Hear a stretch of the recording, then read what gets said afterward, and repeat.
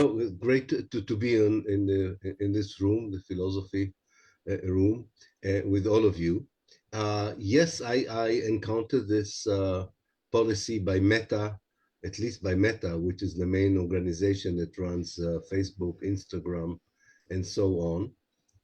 And I think that, in fact, there are now legal outfits, at least in Britain and the United States, that are trying to work against it.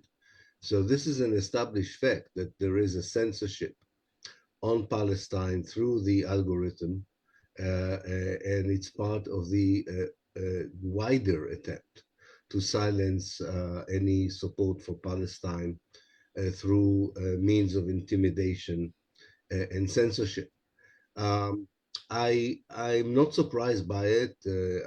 I've watched the lobbying for Israel and its effective work for years, and they adapt themselves to the means of communication.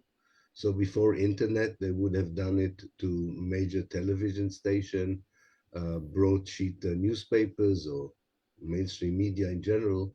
And now they are just doing it in cyberspace.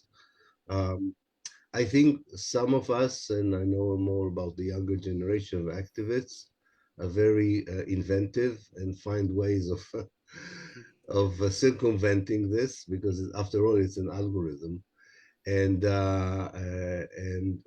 find alternative media for do this. I think it's part of the struggle.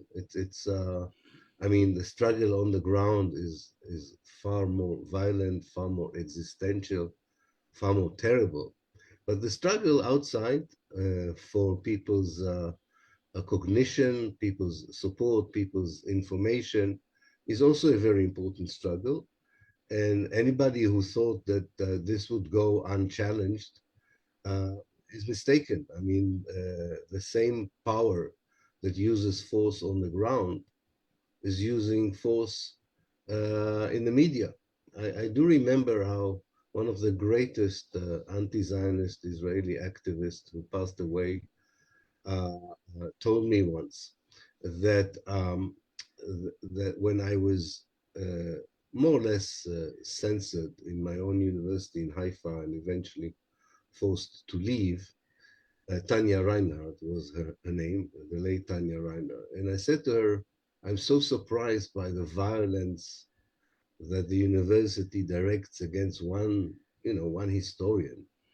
And she said to me, why are you surprised? I mean, this is the same power that uses all its force to demolish houses, to expel people, to occupy. Why do you think that they would be less violent in treating dissidents from within, dissidents from without, or anyone else that they think is not towing the line? So, yeah, we used to call it in the old days epistemic violence, which is not as brutal as real violence, but as important.